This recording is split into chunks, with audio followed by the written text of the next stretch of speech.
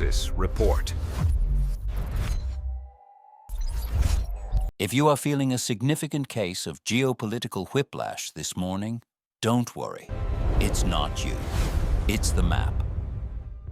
In the last 24 hours, the United States military apparatus has begun projecting power into two environments that couldn't be more physically opposed if they tried the sub-zero tundra of the Arctic Circle and the scorching heat of the Middle East. According to breaking reports from Fox News, U.S. troops are deploying to Greenland for a rapid two-day mission. At the exact same moment, sources inside the Pentagon confirmed the administration is weighing a kinetic strike on Iran and moving heavy assets back into the Persian Gulf. Now, if you consume mainstream news, you're seeing these as two separate stories. Channel 1 is talking about the Middle East crisis. Channel 2 is making jokes about buying islands. But you need to stop looking at the channels and start looking at the board. This isn't a coincidence. This is coordination. You might think this is just the usual world policeman routine, putting out fires wherever they pop up. But look closer at the timing. You don't send a rapid response force to a giant block of ice while you're preparing for a potential hot war in the desert unless the strategy has shifted fundamentally. We aren't witnessing a scattergun foreign policy. We are witnessing a pincer movement on a planetary scale. The administration is simultaneously securing the roof of the world and locking down the basement. Why? Because the era of diplomatic niceties is officially dead. We have entered the era of aggressive real estate acquisition.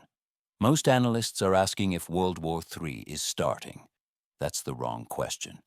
The smart money is asking, why is the U.S. suddenly rushing to secure the wildest, most empty real estate on Earth before the ink is even dry on the latest diplomatic memos?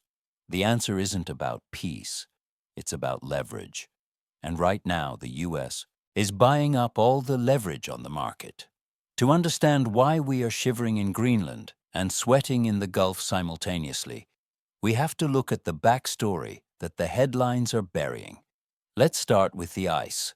Remember 2019, when the idea of buying Greenland was treated like a late-night talk show punchline. The media laughed. Denmark was offended. It was a meme. Well, who's laughing now? Just days ago, top U.S. officials, including J.D. Vance and Marco Rubio, held high-level meetings with Danish officials. And suddenly, troops are on the ground for a mission. You don't send troops for a sightseeing tour of glaciers. You send them to test logistics. You send them to prove you can hold the ground. Here is the context. This is about the Gjök Gap, the naval choke point between Greenland, Iceland, and the UK. If you control Greenland, you control the Atlantic. You bottle up Russian submarines in the Arctic. You deny China a polar Silk Road. Now pivot 3,000 miles south to the heat. Reports indicate the U.S. is weighing strikes on Iran. Why now? The narrative is deterrence. But context is key. The Iranian proxies, Hamas in Gaza, Hezbollah in Lebanon, have been systematically dismantled over the last year. The regime in Tehran is exposed. The U.S. isn't looking to start a 20-year war. This is the Transactional Doctrine in action. The logic is brutal but simple. You hit the enemy when their shields are down. You break their leverage, and then you negotiate the deal. You see the pattern. In the Arctic, it's a takeover of strategic geography to block China and Russia. In the Middle East, it's a kinetic checkmate to secure energy flow and isolate a weakened regime. This isn't nation building. We are done building schools in mountains. This is asset seizure. The United States is currently acting less like a UN peacekeeper and more like a private equity firm conducting a hostile takeover of a distressed competitor. But here is where it gets truly interesting. Everyone is focused on the tanks and the planes. They're looking at the military hardware, but they are missing the invisible war that connects these two dots. What if I told you that Greenland and Iran are actually part of the same equation, and that the prize isn't land or even oil, There is a resource war brewing that makes the oil conflicts of the 20th century look like a disagreement over pocket change. And the U.S. just made its opening move to corner the market. So are we looking at a masterstroke of strategy? Or are we overextending into a collapse? To answer that, we have to follow the money and the minerals. Let's dive deep. Welcome to the engine room. This is where we strip away the diplomatic press releases and look at the raw mechanics of what is actually happening. If you want to understand why the U.S. military is currently stretching itself from the Arctic Circle to the Arabian Desert, you need to stop looking at a political map and start looking at the periodic table of elements. Let's talk about rare earth minerals. It's a boring name for the stuff that runs your entire life. Your iPhone, your EV, the guidance system on a Tomahawk missile, none of them work without these elements. Here is the part everyone ignores.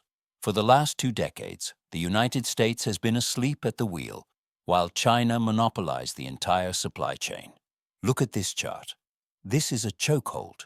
Beijing currently controls roughly 90% of the processing capacity for rare earths. Imagine trying to run a bakery, but your main competitor owns all the flour, all the sugar, and the only oven in town. You aren't a business owner, you're a hostage. This brings us back to Greenland. Why is the President of the United States obsessed with a frozen island with a population smaller than a football stadium? It's not about ego. It's about the Kvanefjell deposit. Geologists estimate that Greenland holds one of the largest undeveloped deposits of rare earth metals on the planet. It is essentially the Costco of strategic minerals. If the U.S. secures Greenland either through purchase treaty or this rapid military deployment, we're seeing today we break the Chinese monopoly overnight. We aren't sending troops there to protect the locals from polar bears. We are sending them to secure the raw materials for the next century of technology. This is resource realism. It's the logic that says, I don't care about your culture, I care about your crust. Now hold that thought and pivot back to the heat. If Greenland is about the input, the materials the Iran situation is about the throughput, the energy, and the route. The reports of a potential strike on Iran are terrifying to the average viewer. But let's look at the business logic of conflict. In the world of high-stakes negotiation, violence is just another currency. The previous administration's approach to the Middle East was often about management, trying to keep a lid on the boiling pot. The current data suggests a shift to liquidation. Why strike now? Why not 6 months ago or 6 months from now? Because the price of striking is currently at a historic low. Look at the board. Iran's proxies, Hamas in Gaza and Hezbollah in Lebanon, have been decimated. The Iranian regime's forward operating shields are down. If you are a CEO looking to acquire a hostile competitor, you don't buy when they are strong. You wait until their stock crashes, their board is in chaos, and they are bleeding cash. Then you make your move. The U.S. calculation here is cold and mathematical.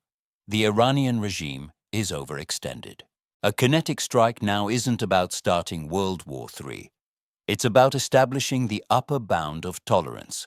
It's a message that says, we know you're broke, we know you're weak, and we are going to reset the terms of the deal before you can recover.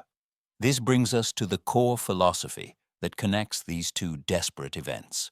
We are seeing the death of interventionism and the birth of punitive transactionalism, old-school interventionism. Think Bush or early Obama was, we will invade, we will rebuild your schools, we will teach you democracy. It was expensive, messy, and usually failed. Punitive transactionalism. The Trump 2.0 doctrine is different. It says, we don't want to fix your country. We want to fix our balance sheet. Greenland, we want the rocks. Here is the security guarantee. Give us the mining rights. Iran, we want the shipping lanes open. Stop the nonsense, or we break your infrastructure. It's the geopolitics of a landlord, not a missionary. But here is where the logic gets dangerous. It assumes that every other player on the board is rational. It assumes that if you squeeze China on chips and minerals and squeeze Iran on oil and missiles, they will fold. But history tells us that when empires get squeezed, they don't always fold. Sometimes they flip the table. And while the U.S. is busy securing the roof Arctic and the basement Gulf, the walls of the house are starting to crack. We've talked about the offensive moves. But what about the defense? What happens when your key allies, the ones guarding your flanks, start to implode from the inside out? Because while everyone is watching the U.S. flex its muscles, nobody is paying attention to the silence coming from the Pacific. And that silence is deafening. While the White House is busy playing 4D chess in the Arctic and the Gulf, there is a very real danger that they are knocking over the board in the Pacific. You see, a strategy of transaction only works if your partners are stable enough to sign the check. And right now, our key partners are bleeding out. Look at South Korea.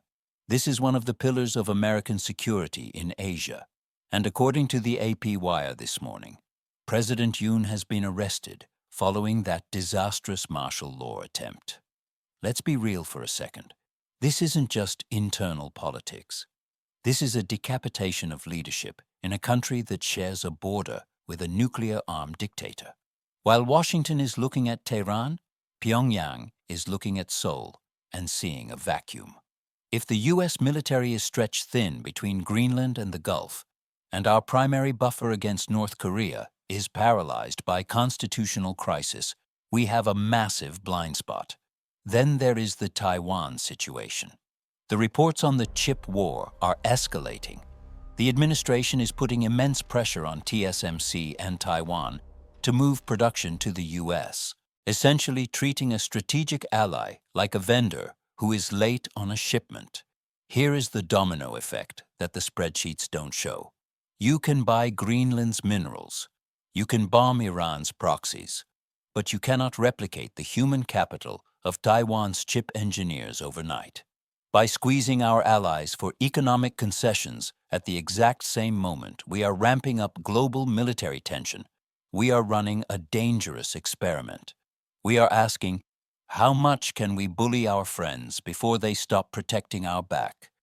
If South Korea falters and Taiwan feels abandoned, the real estate we are securing in the Arctic won't matter, because the Pacific Ocean will belong to someone else.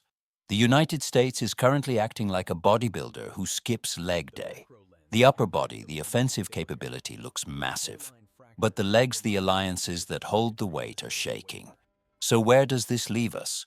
We are standing on the edge of a fundamental rewrite of the global order.